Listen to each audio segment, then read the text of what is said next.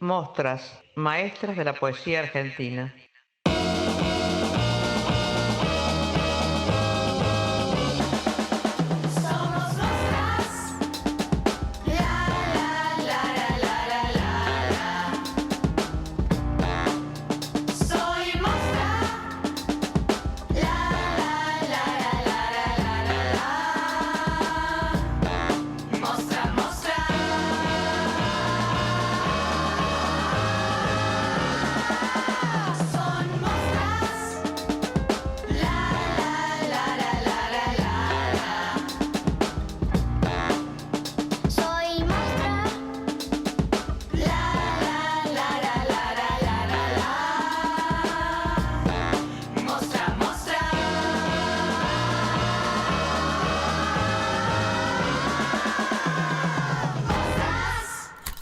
Capítulo 2. No te pronunciaré jamás, verbo sagrado.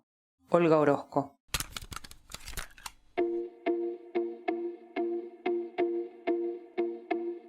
Hola, mi nombre es Inés Kreplak y este es un nuevo capítulo de Mostras, maestras de la poesía argentina.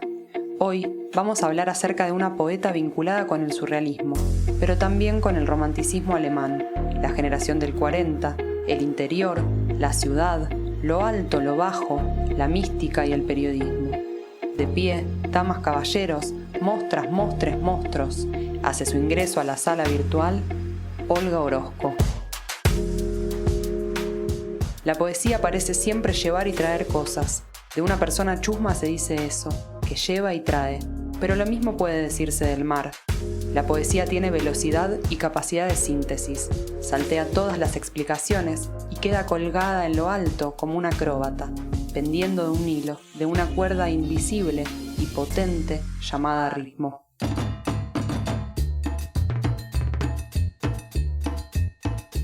Es decir, siempre que hablamos hay ritmo y hay sentido. Como dice Mala Fama, ritmo y sustancia. El contenido, la sustancia, por lo general es lo más importante cuando nos comunicamos. Queremos que llegue nuestro mensaje, que se nos entienda. Sea cuando estamos comprando algo en el almacén, cuando estamos en una cita, en una reunión de trabajo, cuando rendimos un examen. Queremos hacernos entender. Pero también es importante cómo se dicen las cosas. La poesía revaloriza esta relación entre forma y contenido y lo que muchas veces en la palabra cotidiana queda relegado emerge, la cadencia, el instrumento menos valorado de todos, el decir de la palabra. ¿Qué lleva y qué trae la poesía de Olga Orozco? Ella misma nos introduce en su mundo. Yo creo que mis temas siempre fueron los mismos. La búsqueda de Dios, el hecho de acechar más allá de lo visible o de lo inmediato, de ampliar las posibilidades del yo, el tiempo y la memoria sobre todo, ¿no? ¿Qué sé yo? La justicia, la libertad, el amor.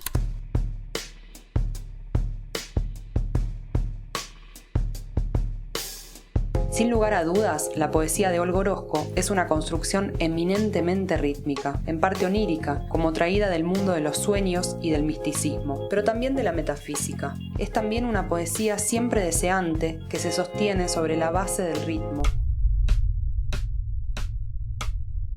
Nos aleja del mundo real y desde ahí, como en el aire y desde esa distancia, genera nuevas sensaciones, otras percepciones, un nuevo punto de partida. Orozco es un habitante de mundos diversos, que se dedicó al periodismo, pero también al esoterismo y al tarot, y obviamente a escribir poesía. Fue periodista, colaboró en muchas publicaciones, en la revista Claudia, que era una especie de Hola La de aquella época, y también en el diario La Nación. Escribió bajo distintos seudónimos. Para la revista Claudia utilizó 8 firmas, que también eran voces distintas y que trataban temas diversos. Sus heterónimos eran, por ejemplo, Valeria Guzmán, que se encargaba del consultorio sentimental, Carlota Escurra, de las notas frívolas, Martín Yáñez hacía crítica de libros, las notas de ocultismo las firmaba como Richard Rainer. Escribía sobre moda con nombre de mujer y hacía biografías de artistas con el nombre de Valentín Charpentier. También con la firma de Jorge Videla, que tiene este nombre pero no tiene nada que ver con el dictador, Orozco escribió sobre tango. Publicó una reseña memorable sobre la vida de Carlos Gardel. Sobre este punto, es interesante detenerse un segundo. Esa reseña fue muy comentada en aquel momento, según puede leerse en el libro que editó Ediciones en Danza, de título Yo Claudia, que compiló y prologó la poeta Marisa Negri y que aprovechamos para recomendar. Allí se recopilan los artículos que Olga Orozco escribió en la revista Claudia entre 1964 y 1974. Marisa Negri sobre la obra de Olga Orozco. Un recurso que suele utilizar Olga en su obra es el desdoblamiento. Aparece en Desdoblamiento en Máscara de Todos de los Juegos Peligrosos en el 62, en ese poema, pero también opera en su relación con su gata, con Berenice, y en este juego de espejo que realiza con ella. En sus relatos aparece en este juego entre las dos hermanas, entre Laura y Lía, una sombra de la otra, una aliada de la otra, y también esta multiplicidad le permite explorar cómo escribe un hombre. En el caso de su obra periodística, que tiene varios seudónimos: Richard Reiner, Sergio Medina, Jorge Videla, Martín Llanes. Se prueba como esos trajes también. E incluso en el radioteatro, como que suele firmar sus audiciones como Mónica Videla, ella cuenta que siempre le proponen por su voz gruesa, grave, hacer de madre, de bruja o de las malas, y dice que la mala es la sombra de la buena que atraviesa todos los capítulos.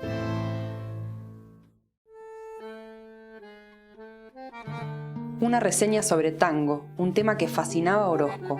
Para circular en un ambiente tanguero requirió una máscara masculina, también para las ciencias y la literatura, pero para el correo sentimental o las banalidades, máscaras femeninas. Más allá de las cuestiones sociológicas e históricas, tal vez lo fundamental en materia de poesía sea volver a decir que Olga Orozco era una mostra, una maestra especialmente en el arte de la distancia. Era capaz de correrse, ponerse una máscara y seguir encantando al público al que quería llegar.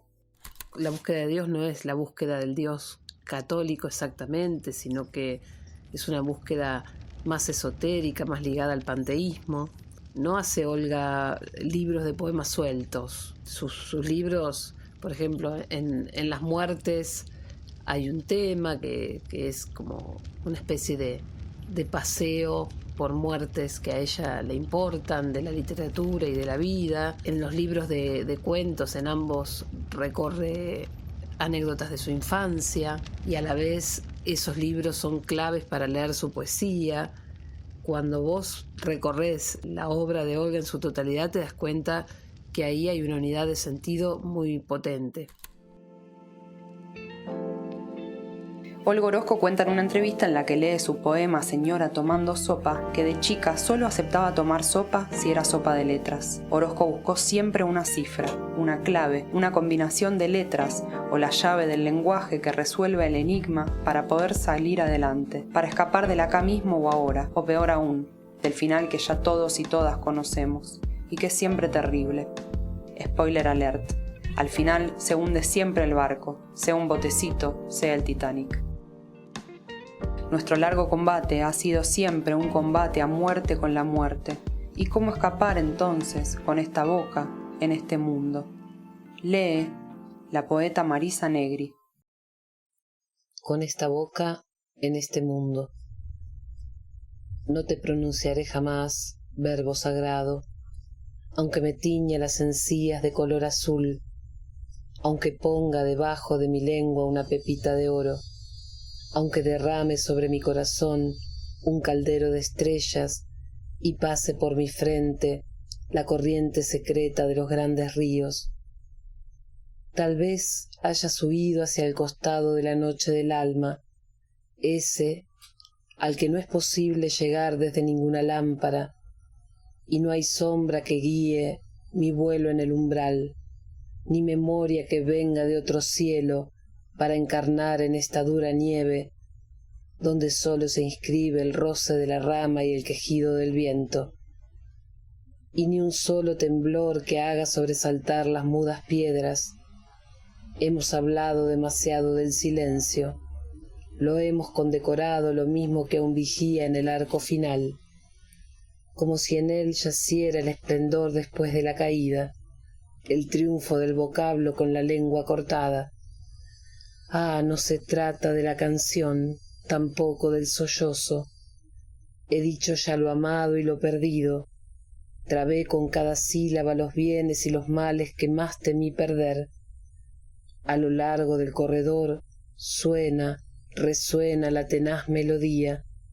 Retumban, se propagan como el trueno, unas pocas monedas caídas de visiones o arrebatadas a la oscuridad. Nuestro largo combate fue también un combate a muerte con la muerte, poesía. Hemos ganado, hemos perdido, porque cómo nombrar con esta boca, cómo nombrar en este mundo, con esta sola boca, en este mundo, con esta sola boca. Olga Orozco, al recibir el premio Juan Rulfo, dijo que la poesía espera para sí misma la misteriosa gratificación de hacer lo inasible y expresar lo inexpresable. Se trata de atrapar el pez dorado, como diría David Lynch, de pronunciar el verbo sagrado, como acabamos de escuchar. Pronunciar el verbo sagrado, esa es la misión del yo de la poeta, de imposible cumplimiento en parte, pero anhelado una y otra vez. Y si se fijan, Orozco traza un mapa en esa búsqueda del tesoro. El poema dice: aunque me tiña las encías de azul, aunque ponga debajo de mi lengua una pepita de oro, aunque derrame sobre mi corazón un caldero de estrellas y pase por mi frente la corriente secreta de los grandes ríos. El cuerpo son las encías, es la lengua y el corazón. La palabra, nuestro lenguaje, otra vez, la lengua ya mencionada. Pensar un poco, o al menos dejar que también nuestra mente juegue su partida, que pase por mi frente la corriente secreta de los grandes ríos. Y aprovechando este poema en particular para dar cuenta de la propuesta poética de la autora, nuevamente es fundamental en Orozco la cuestión de la distancia. La distancia asume formas diversas, y otro modo de la distancia es el humor. Humor que se hace presente cuando, por ejemplo, ella se ríe de sí misma y de su generación al decir: hemos hablado demasiado del silencio, lo hemos condecorado lo mismo que a un vigía. Olga Orozco es mostra y maestra, pero también es tarotista y maga. Y la magia de Orozco se expresa en su conexión con lo invisible, en su ritmo envolvente, en su enorme capacidad de reinvención, de ser siempre otra y, sobre todo, de generar la distancia que sustenta todas estas formas de encarnar la poesía. Escuchamos a Clarisa Bozzini, escritora que se hizo amiga de Olga luego de una visita a su casa de Córdoba. Además de innumerables anécdotas, Clarisa nos cuenta cómo la poeta auspició de Celestina. Y ella hizo de Celestina, porque cada vez que yo iba a su casa me decía, me hacía llamarlo por teléfono a Samuel, y yo tenía que decirle: hola, ¿qué tal? Soy Clarisa. Dice Olga si querés venir a su casa. Así que Samuel venía a la de Olga Orozco y tomamos unos tés, a ella le gustaban mucho los sándwiches de jamón y ananá que vendían ahí a la vuelta. Nosotros con Samuel seguimos juntos desde aquella época. Tenemos 2 hijos, una de ellas, uno se llama Ulises y la otra se llama Berenice, en su honor, por supuesto. ¿Dónde nació? Olga Orozco nació en la localidad de Toay, provincia de La Pampa, en 1920. Allí hay hoy una casa museo dedicada a Olga Orozco con la biblioteca personal que ella misma legó. Vivió parte de su infancia y adolescencia en Bahía Blanca y luego se mudó a Buenos Aires. ¿Cuándo comenzó a escribir? Empezó a escribir según sus palabras cuando solo sabía hablar, jugando con las palabras, relacionándolas con sus sonidos y sus posibles significados. Sin dudas, a través de impotencias, exaltaciones y asombros. Orozco: yo era una niñita tímida, reconcentrada y temerosa, acosada por misterios insolubles como lobos, y ahora comprendo que nombrar el mundo a mi manera equivalía a poseerlo, o a descubrir en mi expresión un tú permeable y comunicativo que me ayudaba a abordar lo extraño, lo ajeno. Era como establecer un diálogo íntimo y revelador con los fulgores, con los enigmas y hasta con las acechanzas. ¿Quiénes o qué la inspiraban? Los primeros escritores que la atraparon fueron Emilio Salgari, Charles Dickens y Julio Verne. Luego, los poetas de su círculo. Orozco formó parte de la llamada generación del 40 junto con Edgar Valley, Oliverio Girondo, Enrique Molina, Nora Lange. También menciona en diversas entrevistas a Samuel Beckett y Milan Kundera. Principales libros. Desde lejos, de 1946. Su primer libro en donde puede leerse la influencia del surrealismo en su escritura, o mejor aún, su vinculación con el surrealismo en su versión local. Cantos a Berenice, de 1977, un clásico de clásicos. Los Cantos a Berenice son 17 poemas dedicados a su gata. Con esta boca en este mundo, de 1994, su último libro editado en vida. Contiene poemas fundamentales. Tal vez es el punto más alto y exacto de su propuesta poética. Premios y reconocimientos. En 1962 le fue otorgado el primer premio de literatura, al que le siguieron a lo largo de su vida los prestigiosos reconocimientos en Argentina, Italia y México. Gran premio de honor otorgado por la Fundación Argentina para la Poesía en 1971. Gran premio del Fondo Nacional de las Artes en 1980. Laurel de Poesía de la Universidad de Turín en Italia en 1984. En 1998 le fue otorgado el premio Juan Rulfo en Guadalajara.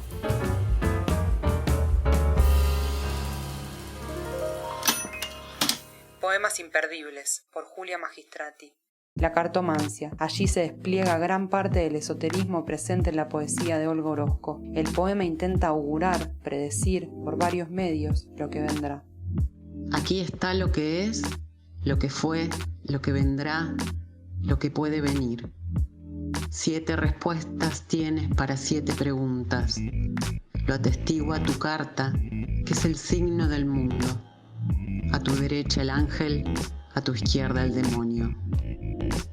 Olga Orozco es un poema emblemático. El yo poético se desdobla afirmándose en un tú, rompiéndose las diferencias entre el yo autora y el yo poética. Yo, Olga Orozco, desde tu corazón digo a todos que muero. Es un poema de despedida, pero que todavía no será. Pero debo seguir muriendo hasta tu muerte. La voz de Olga Orozco, voz poderosa que inquieta y también salva. Hay algo de terror, por supuesto, en su conexión con el más allá, pero también algo de esperanza. Si todo el mundo que nos rodea nos lastima, qué bueno saber que existen otros planos, otras realidades, mundos distintos dentro de este que habitamos y en el fondo apenas conocemos. Lectura de Olga Orozco por ella misma.